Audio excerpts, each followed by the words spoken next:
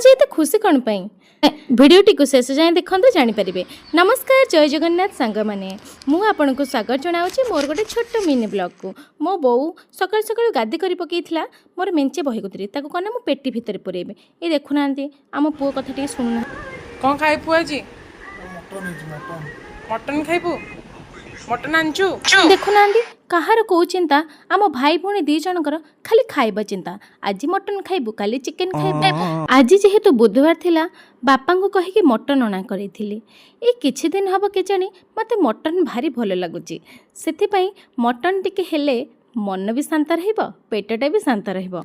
आउ मो भली को मानको मटन पसंद से माने मते मेसेज रे निश्चित जणाइबे।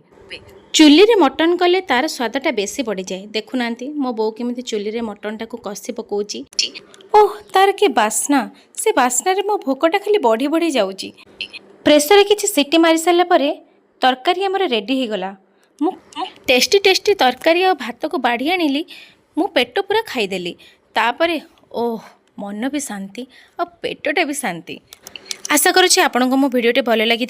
आउ सब्सक्राइब करने को जमा भी भूलिबेनी। रहिले जय जगन्नाथ।